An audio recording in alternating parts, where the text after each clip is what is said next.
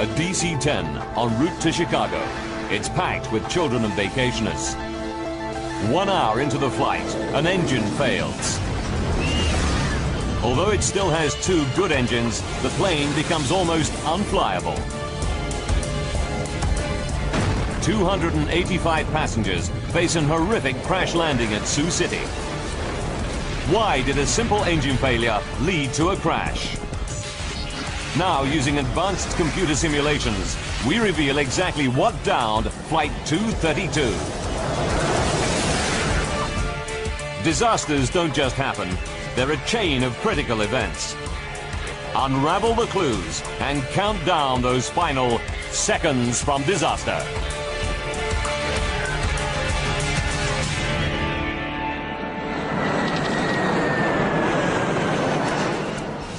Colorado. Denver, Stapleton Airport, July 19th, 1989. Known as the gateway to the Rockies, Denver is the starting point for journeys all over the U.S. 1,300 planes take off from here every day, carrying over 75,000 passengers. It's the peak of the summer season, and Stapleton is packed with vacationers and business travelers.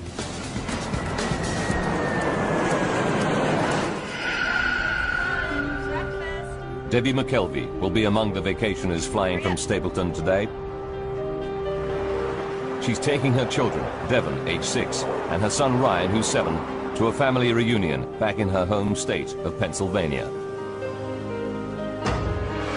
I was going home for 2 weeks with my children, and I was very, very excited about the trip.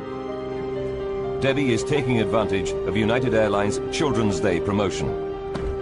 Today, kids under 14 can fly for 1 cent. But each must fly with a paying adult. Debbie pairs up with a tennis club girlfriend, Ruth Ness, so she can sit with one of the kids. It was nice having Ruth with me because she entertained one child while I was entertaining the other child. 1:15 p.m. Debbie, Ruth, and the kids wait to board flight UA 232 to Philadelphia via Chicago.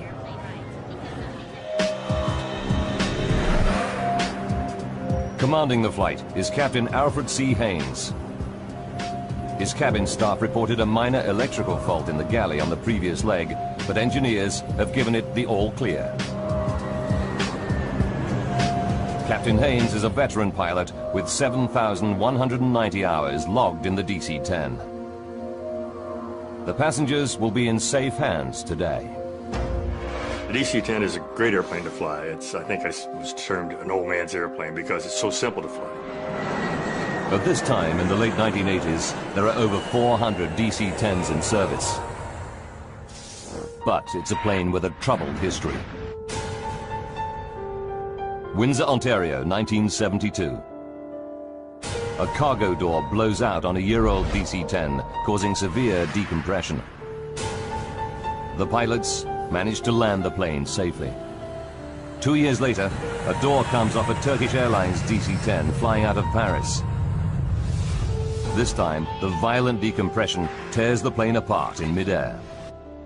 All 346 people on board die. McDonnell Douglas finds the fault and fixes it. But the reputation of the DC-10 never fully recovers. The DC-10 making flight 232 today is in its 17th year of service and has flown over 43,000 hours. So far, without incident. Today should be no different. Jerry Schemmel is Deputy Commissioner of the Continental Basketball Association and a frequent flyer. I was never a nervous flyer. I always kind of enjoyed flying. I took my first flight at age 18. I always enjoyed it. Jerry is flying to Columbus on business with his boss and great friend, Jay Ramsdell. Their original flight is cancelled, but Jay gets a seat on the very next flight. The bad news is, there's no seat for Jerry. Jay decides to stay with his buddy and wait for an even later plane. I didn't think much of it at that time. I thought it was a nice gesture. I thought to myself, I hope I would have done the same thing. Finally, after a 6.5-hour wait, Jerry and Jay both get seats on flight UA-232 to Philadelphia. Flight 232 is busy today. It's carrying 285 passengers and 11 crew. Debbie McKelvey boards with her friend and 2 kids. They add to an unusually high number of children on board. 52 in total, thanks to the Children's Day deal. For senior flight attendant Jan Brown Law, lots of children on board means a busy flight ahead.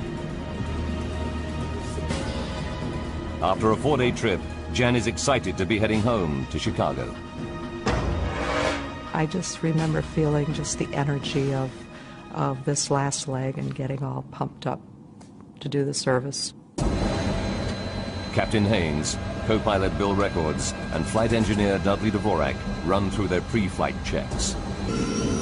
They taxi out to the runway and await the takeoff clearance.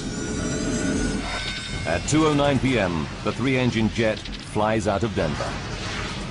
The morning we left Denver, it was clear skies, beautiful day, nice smooth air, comfortable flight, just a routine flight. Debbie McKelvey sits with her son Ryan, while her friend Ruth is 1 row behind, looking after her daughter Devon. At 3:16 p.m., they're finishing their meal.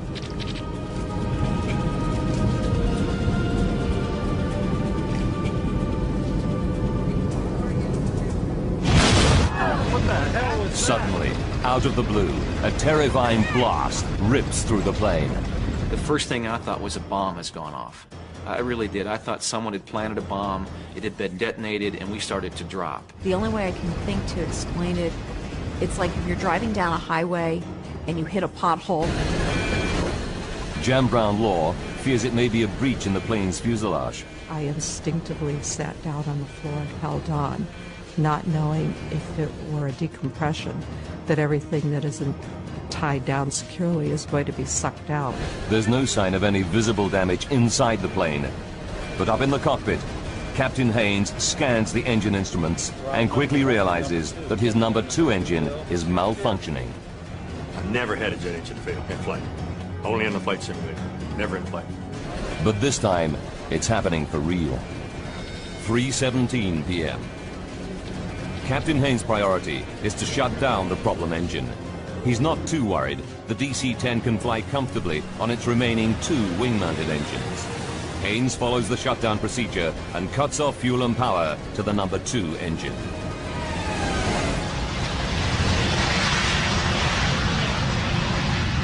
The problem engine is off. But now flight engineer Dudley Dvorak spots something else wrong. We've lost all hydraulic capacity. His instruments tell him that all 3 of the plane's hydraulic systems are empty. He cannot believe his eyes. The hydraulic systems operate the plane's flaps,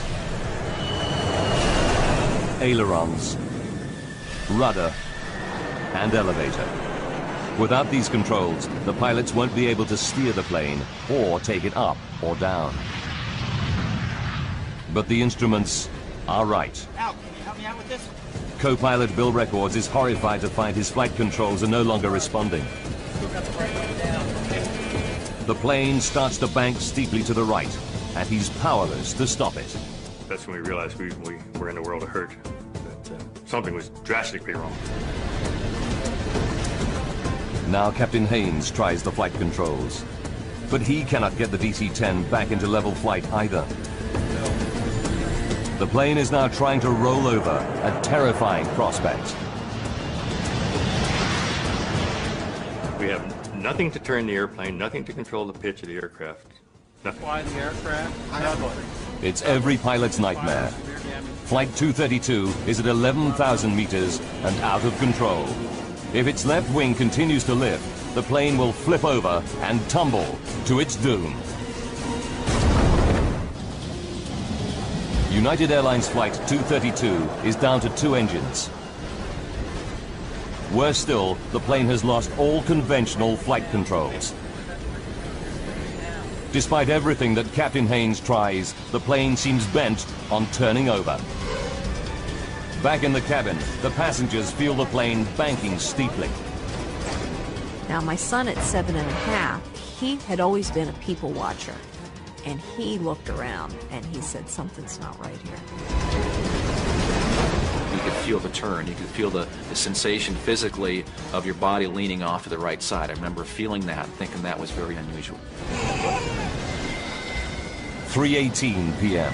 The left wing is so high that the plane is in an extremely steep bank. Al Haynes knows that within a few more seconds, it will roll over and tumble out of control. There is just one old aviator's trick left to him. If it fails, Flight 232 is doomed. The first reaction was to just close one throttle and push the other one up, see if maybe that would help. In a desperate bid to restore level flight, Haynes tries adjusting the relative power of the two wing engines. If the right engine runs faster, the airplane will bank left, and vice versa.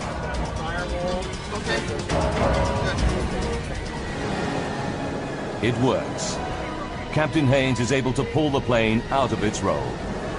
He still has no flight controls, but he regains a crude form of steering by using the throttles. But Haynes finds that he can only make right-hand turns. 3:20 p.m. Co-pilot Bill Records radios Minneapolis Air Route Traffic Control Center. 232 heavy. Shut down engine. He reports the loss of flight controls and requests a flight path to the nearest airport. The pilots have no idea how they're going to land the crippled plane. Ladies and gentlemen, this is the captain. We've shut down the number 2 engine. Now Captain Haynes tells passengers that one engine has failed, but he doesn't mention the loss of flight controls. Chicago, but we may be just Not all the passengers find his words reassuring. You could just feel a tenseness in the flight attendants. And that's when you kind of felt there's something not right here. Captain Haynes knows that time is running out. UA-232 is dropping at around 250 meters per minute. They need to attempt an emergency landing soon, before they lose height altogether. 3:22. Air traffic control informs the flight crew that their nearest runway is at Sioux Gateway. This is a small regional airport near the sleepy town of Sioux City, Iowa. 3:25 p.m. A quiet afternoon in a Sioux City fire station is about to get a whole lot busier. When Fire Chief Robert Hamilton hears an alert called in, he suspects something big. I've been in this business a long time, and you can kind of tell. You have almost a sixth sense, I guess. Within minutes, the fire chief's hunch is proved correct. UA-232 is heading right for his city.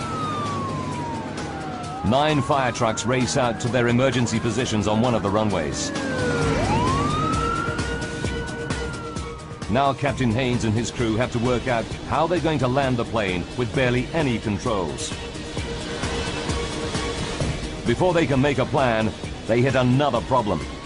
The DC-10 starts to soar up and then down in a random, uncontrollable cycle. For the pilots, it's like riding a roller coaster through the sky. We had no idea how long we were going to keep that airplane in the sky.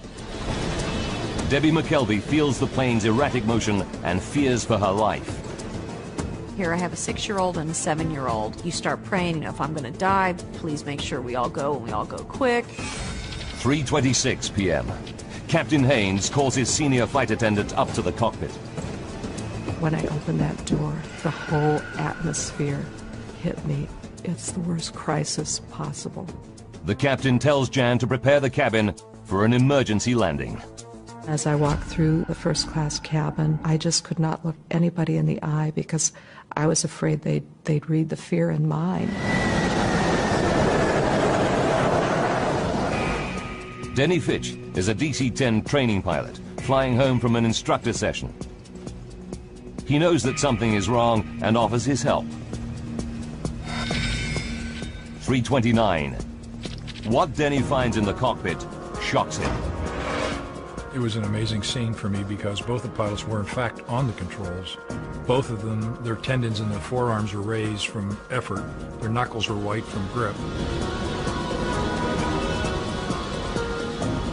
As an expert training pilot, Denny Fitch is ready for any emergency, but he's never seen anything like this before. I was dumbfounded because it was unheard of. As a matter of fact, there was no procedure for it, having no hydraulics. The first thought that came to my mind, to be honest, was that I was going to die that afternoon. Ladies and gentlemen, Captain Haynes now tells his passengers the plane is damaged and they'll be making an emergency landing in Sioux City. This landing's a little different than you're used to. 296 people could lose their lives. Getting this airplane down without crashing will be the ultimate test of pilot skill. Denny offers to help out any way he can. I said, "Captain, would you want me to do your throttles?" And he responded, "Yes, do that." Denny takes over on the throttles, the only controls still functioning. They allow him some degree of steering, but the plane is still only able to make right-hand turns.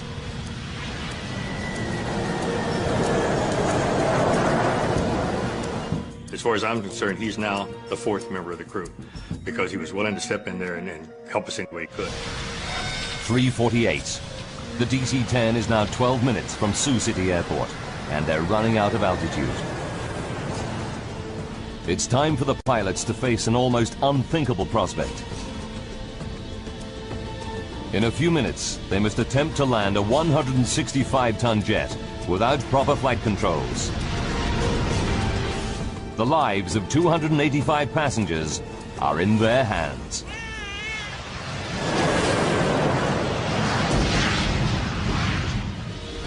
The pilots must now try to line up for the final approach into Sioux City Airport.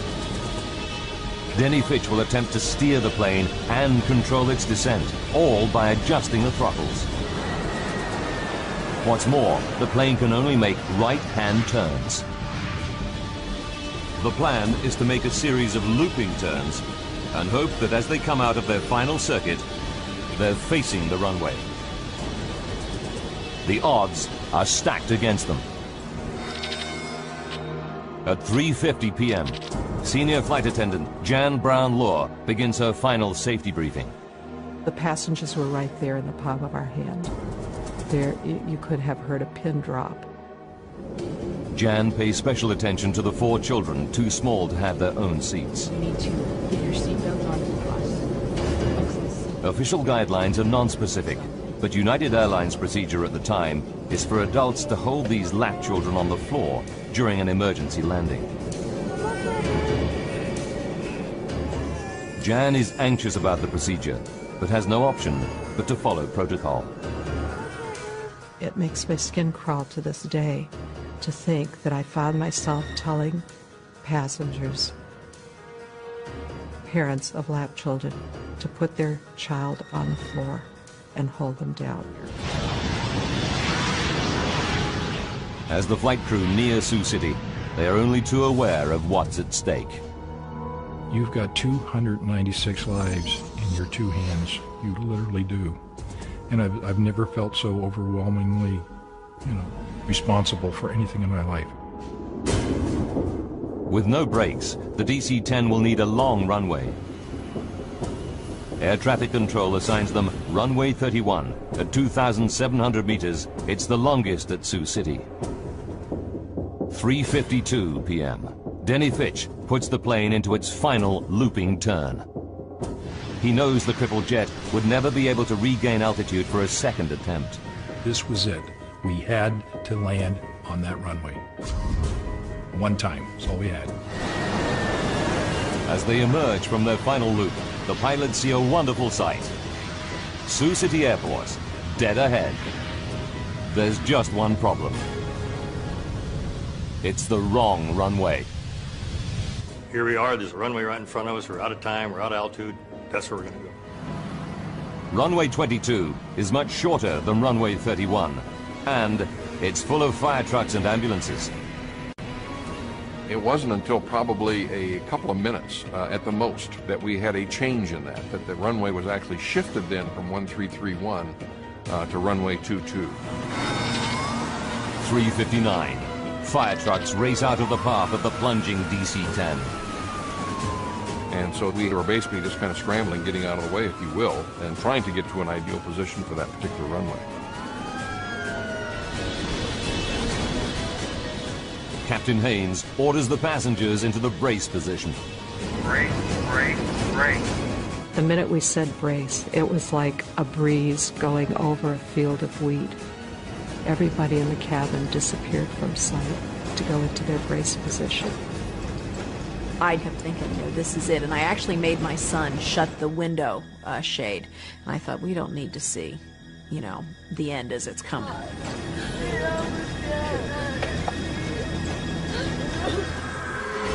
As the pilots desperately try to line up the airplane with the runway, they realize they're still coming in at 400 kilometers per hour, around 150 kilometers per hour faster than normal. But with no control of the flaps, they cannot slow the descent. The alarm sounds from the ground proximity warning system. They're descending too rapidly. The plane is plunging at 560 meters per minute, over 6 times the normal rate.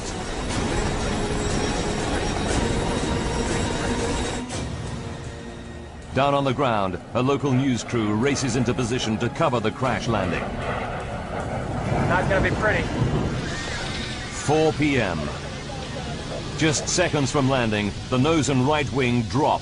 If they come in at this angle, the plane could break apart. And I shoved both the throttles to maximum power, hoping that would result in the nose being pulled up.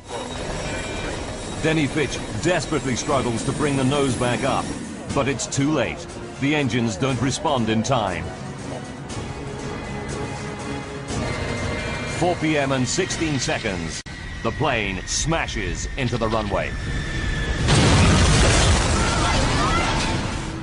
It just felt like we dropped out of the sky and hit the ground. It wasn't like it was an emergency landing. It was a crash.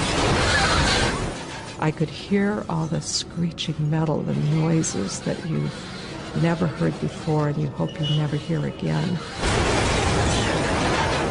The right landing gear and wing shear off, spilling fuel and sparking a fire. I could see fireballs because I guess the plane, it's screeching on the runway. And then that was my next thought.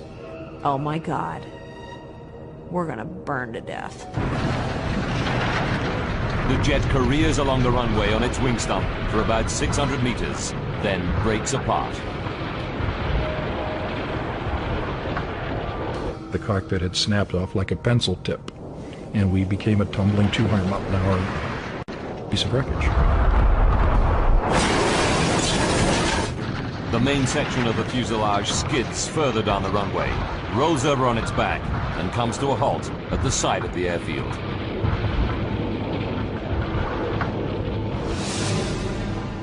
The plane is split into 3 main pieces: cockpit, tail section, and middle passenger section. Dozens of surviving passengers flee the burning cabin. Fire trucks and ambulances race to help them.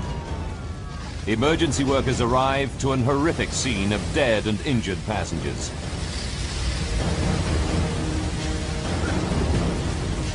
Survivors escaping the wreckage scatter through cornfields at the edge of the runway. Debbie and her son Ryan are among them. I grabbed my son and we started running and running. And I had no idea where we are. Some of the children and babies held on the floor before landing are missing. The violence of the crash tore them from their parents' grasp. One grief-stricken mother confronts flight attendant Jan Brown-Law. And she just looked up at me and she said, "You told me to put him on the floor, that it would be all right." And I thought, I'm going to live with those words for the rest of my life.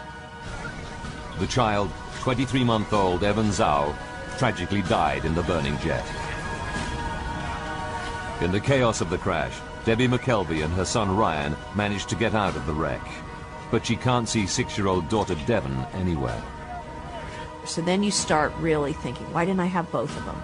And it's just a horrible, horrible sinking feeling. Jerry Schemmel escaped the cabin unhurt. But now he hears a baby's cries. Despite the choking fumes, he ventures back inside the burning aircraft.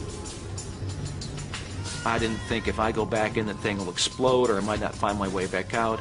I just reacted. I heard the cries of baby, and the next thing I know, I'm back inside the aircraft. As the central cabin section burns, it starts to fill with toxic fumes. Smoke like this can kill in minutes. Parents like Debbie McKelvey fear that their missing children could still be somewhere inside the blazing jet. Flight 232 crashes at Sioux City Airport and lies in a smoking ruin at the edge of the runway. Survivors flee the crashed airliner, but a baby's cries draw passenger Jerry Schemmel back inside. So I finally got right over top of the crying, and I'm feeling around, and there's a baby stuck inside this overhead bin. I just grabbed the baby with one arm and scooped her out of the hole. I got back on my feet, found the opening, just kind of aimed for the sunlight, and shot out the plane the second time. Jerry's actions probably saved the baby's life. But Debbie McKelvey is desperate. She fears her daughter and friend have not survived the crash. Then, suddenly, she spots a face. It's her 6-year-old daughter, Devon, emerging from the smoke. It was the absolute best feeling because she was there, and she was okay. While passengers flee the wreckage, Captain Haynes and the flight crew are trapped in the cockpit. The plane's nose has buried itself into the soft earth beside the runway. It's the last place the rescuers reach. They have to use a forklift and cutting equipment to get through the twisted wreckage. It takes 30 minutes to reach the pilots. At 5 p.m., rescuers pull out all 4 pilots, seriously injured, but alive. I remember the pat on my chest, and his words to me were, "You're okay, buddy, I'm here, I got you, you're gonna be okay." And I felt this tremendous relief. The flaming wreck of UA-232 burns for over 2 hours. 9 helicopters and 34 ambulances evacuate survivors. Jerry Schemmel's thoughts turn to his buddy, Jay, whom he lost sight of in the crash. Jerry hopes that he might have made it, but as time goes by, he loses all hope. I had a pretty good hunch 8 hours after the crash, when he didn't show up anywhere, that he wasn't a survivor. Jay Ramsdell is one of 111 passengers who lose their lives in the crash. 1 flight attendant is also killed. 11 children are among the dead. Remarkably, 184 people survived the Sioux City crash. But for the pilots of Flight 232, any number of deaths is a tragedy. Training pilot Denny Fitch learns how many died when his wife visits him in hospital.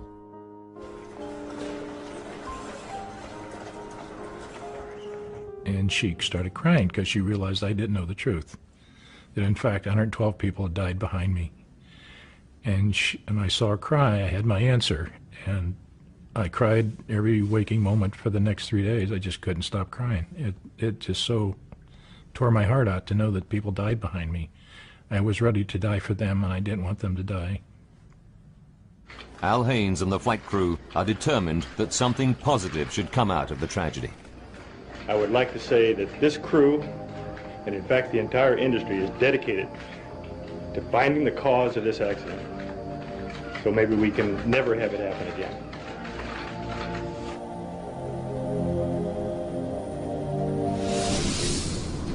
The National Transportation Safety Board, or NTSB, dispatches an investigation team to Sioux City. With 427 DC-10s still in service all around the world, they need to find out what happened to the plane, and quickly. Frank Hildrup leads the team, analyzing the aircraft structure. There's a lot of apprehension and anxiety, of course, that we always go into these things with, and I was fairly new at the time. I had not been with the agency but for about 9 months. Hildrup and the NTSB team arrive in Iowa 9 hours after the crash and get straight down to work. The investigators' first priority is to try to recover every piece of the wreckage so that they can reassemble the aircraft. It's a mammoth task. It was such an immense accident scene that we just knew we had a long investigation ahead of ourselves. The crash scatters thousands of fragments of debris over a distance of 1 kilometer. Emergency services and the National Guard mobilize hundreds of personnel. They scour every square meter of land around the runway. The tiniest component might tell them what triggered the crash. As investigator Jim Wildey knows only too well.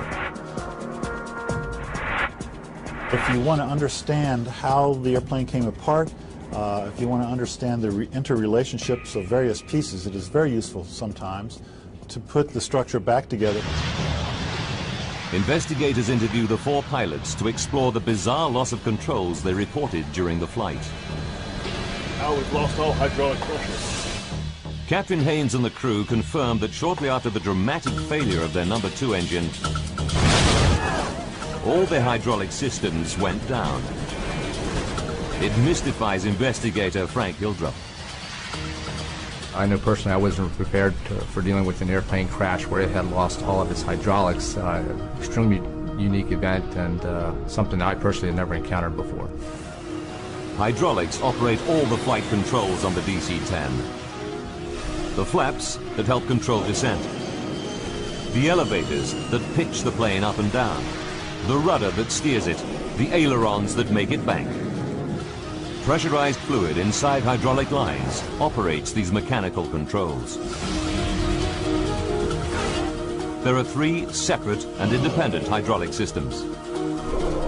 Even if one system is breached, it should not cause the loss of hydraulic fluid in the others. To lose fluid from all 3 systems at once is almost impossible. Experts put the odds at 1 billion to 1. Then, an unexpected find. Farmers 90 kilometers from Sioux City report aircraft wreckage scattered on their land. Investigators examine the debris and find that it includes components from the number 2 hydraulic system in the tail near the failed engine.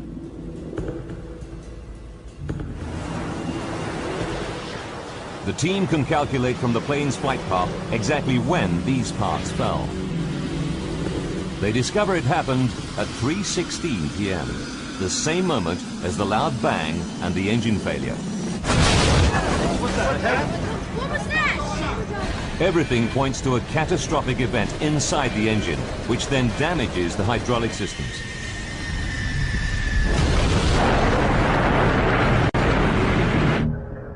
They go back to the wrecked plane and examine every millimeter of its hydraulic lines.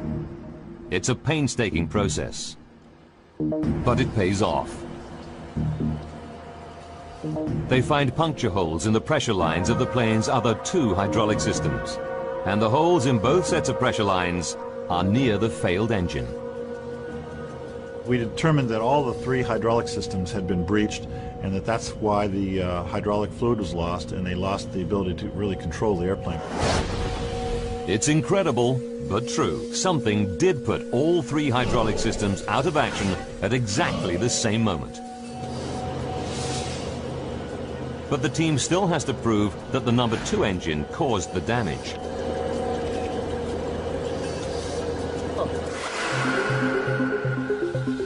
They inspect the puncture holes with a scanning electron microscope and find minute traces of titanium. Titanium is used for critical airplane parts because it's tough, yet very light. On the DC-10, the only titanium anywhere near the tail section is inside the number 2 engine.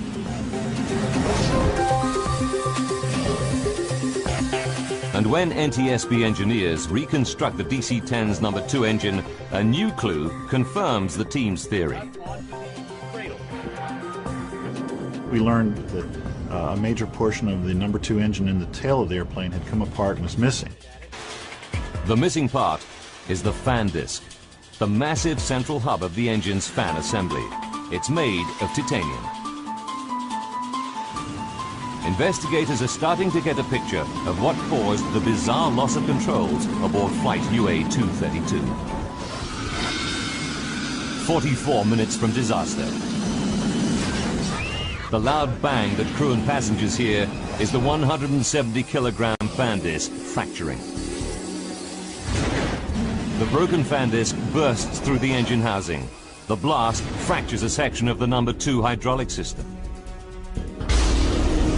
But in a piece of catastrophic bad luck, fragments also puncture lines in both remaining systems. Positive 0 on all 3. I'm sure. Gauges say 0. All hydraulic quantity down. 42 minutes to go. The plane loses all its flight controls. The tail section is so badly damaged that the plane can only make right-hand turns. And without elevators, the pilots cannot keep the plane on a level flight path through the sky.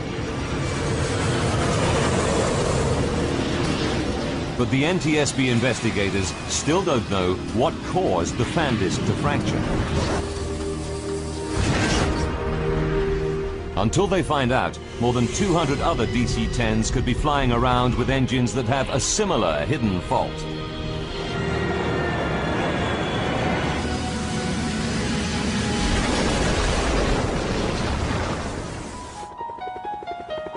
They must locate and examine the missing pieces of fan disc.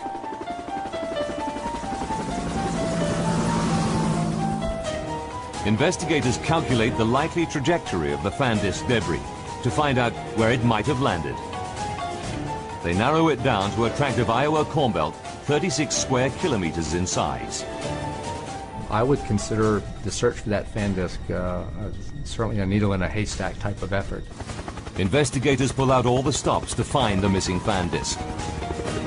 They scour the area with 4 helicopters, but find that the 3-meter-high cornstalks conceal everything on the ground. They even deploy infrared cameras to try to locate the pieces. But after weeks of searching, they draw a blank. General Electric, the engine manufacturer, offers members of the public a large reward for the missing fan disc.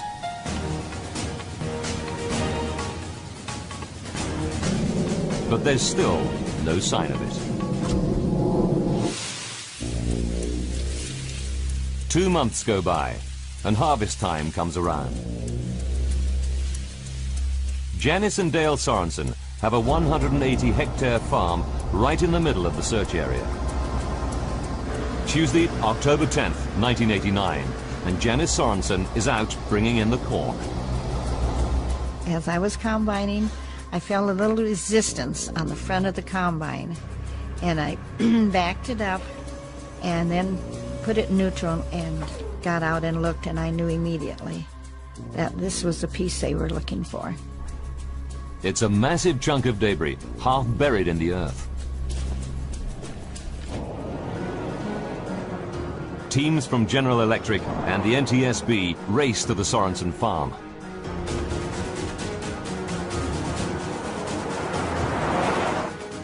Dale and Janice help investigators dig out the piece of wreckage. This is the Sorensens' own video footage of their find. I had a little shovel long, and I went and got the tractor with a loader and put a chain around it, hoisted it up, and then we took it down to the turkey shed, which was not very far away, and we had hot water there, so we washed it off, so it was spick and span. Investigators quickly confirm that the debris is a major chunk of the missing fan disc from flight UA-232. Then they find another piece nearby. Together, the 2 parts complete the entire missing fan disc. Janice Sorensen learns that her find could hold the key to the disaster.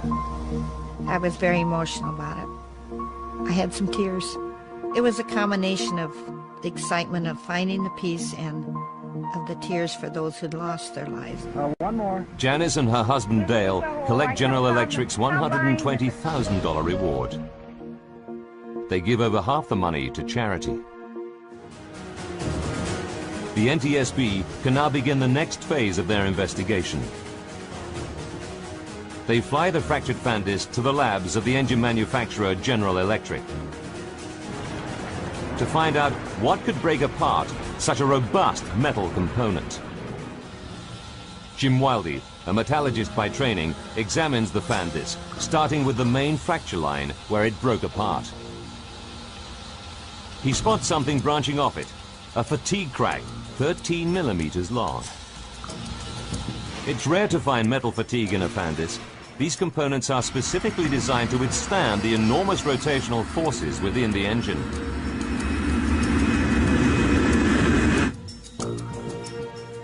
Then, at the base of the fatigue crack, Wildey sees a tiny cavity. The size of it was maximum in any one direction was about 50 thousandths of an inch. As he scans the cavity more closely, he sees that the metal around it looks discolored. He takes a sample from this suspect area for testing. What he discovers will shock the investigation team and rock the aviation industry to its core.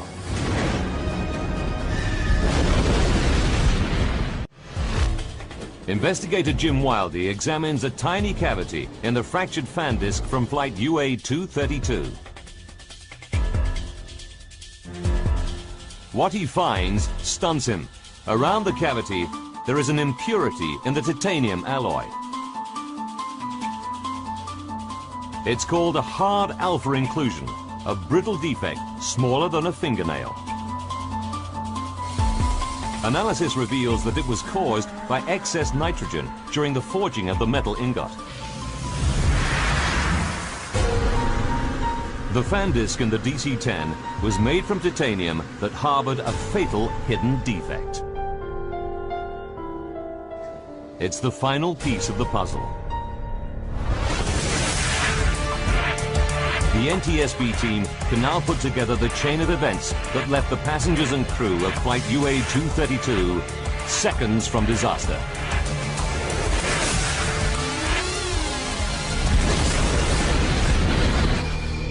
As the DC-10's fan disc rotates at 3,800 RPM, the huge stresses initiate a minute crack in the defect. With every flight, it grows fractionally bigger. July 19th, 1989, 44 minutes from disaster. The fan disc has been in service for 15,503 flights over 17 years. The crack reaches 13 millimeters in length. The faulty fan disc can no longer cope with the stresses imposed by its rotation. It shears in two. The damage it causes makes the DC-10 virtually unflyable. For the next 40 minutes, the pilots struggle to control the plane.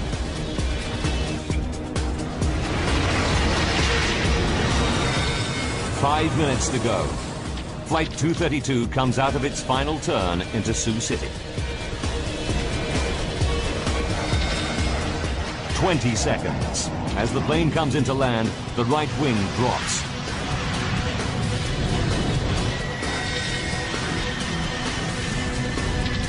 Disaster strikes. The right wingtip hits the ground, and the DC-10 careers down the runway.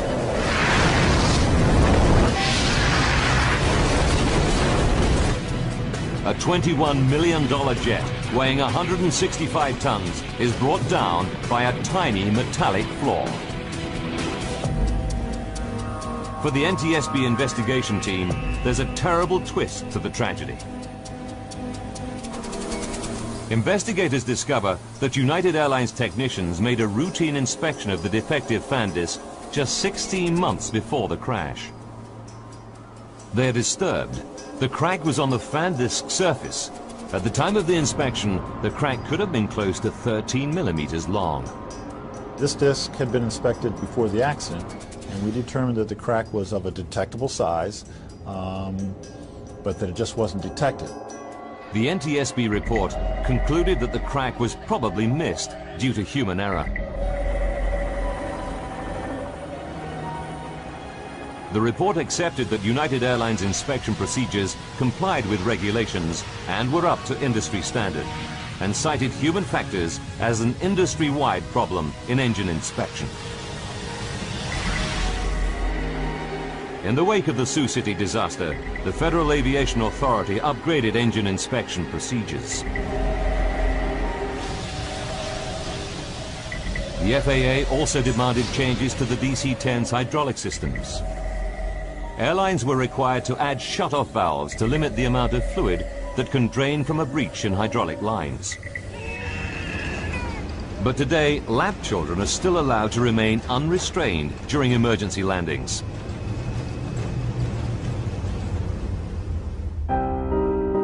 Ever since the crash, Jan Brown Law has campaigned for all children to have allocated seats and safety restraints on airplanes. She has never forgotten the young boy, Evan Zhao, who lost his life on her watch. Evan would be 17 years old today had he been in a seat. Denny Fitch, Al Haynes, and the other crew members received industry awards for their extraordinary professionalism and valor. Jerry Schemmel, who now has children of his own, will never forget the debt he owes the pilots. I've thought about those guys every day for 16 years. I don't think we could have been equipped with a better cockpit crew than what we had. The safety measures triggered by the Sioux City crash transformed aviation safety, not just on the DC-10, but on all passenger airliners. The new rules should ensure that such a bizarre and devastating accident can never happen again. Seconds from Disaster is back at the same time next week. After the break, a pig the size of a pickup truck. Our team of experts investigates the legend of Hogzilla. All clear.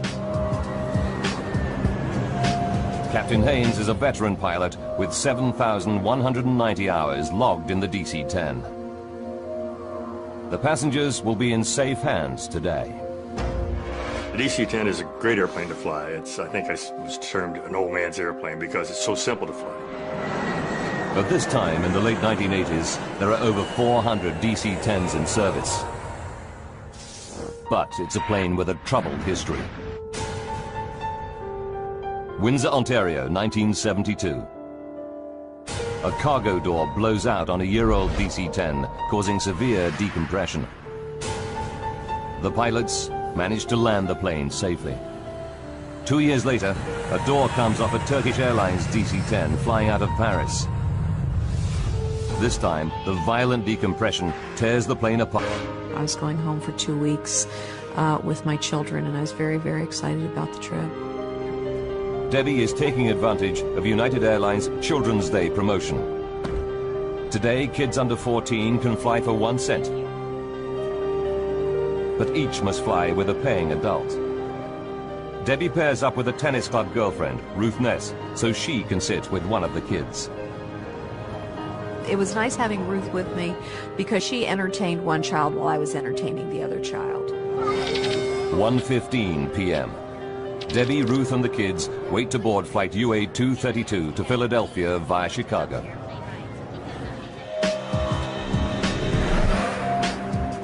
Commanding the flight is Captain Alfred C. Haynes. His cabin staff reported a minor electrical fault in the galley on the previous leg, but engineers have given it the order. Colorado. Denver.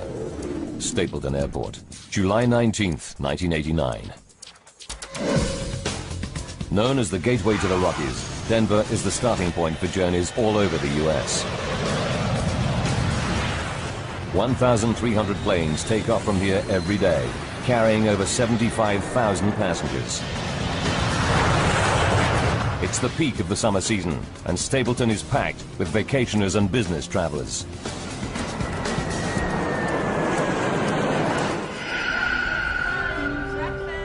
Debbie McKelvey will be among the vacationers flying from Stapleton today. She's taking her children, Devon, age 6, and her son Ryan, who's 7, to a family reunion back in her home state of Pennsylvania. Art in midair. all 346 people on board die. McDonnell Douglas finds the fault and fixes it. But the reputation of the DC-10 never fully recovers. The DC-10, making Flight 232 today, is in its 17th year of service and has flown over 43,000 hours. So far, without incident. Today should be no different. Jerry Schemmel is Deputy Commissioner of the Continental Basketball Association and a frequent flyer. I was never a nervous flyer. I always kind of enjoyed flying. I took my first flight at age 18. I always enjoyed it. Jerry is flying to Columbus on business with his boss and great friend. A DC-10 en route to Chicago. It's packed with children and vacationers. 1 hour into the flight, an engine fails. Although it still has 2 good engines, the plane becomes almost unflyable. 285 passengers face an horrific crash landing at Sioux City. Why did a simple engine failure lead to a crash? Now, using advanced computer simulations, we reveal exactly what downed Flight 232. Disasters don't just happen, they're a chain of critical events. Unravel the clues and count down those final seconds from disaster.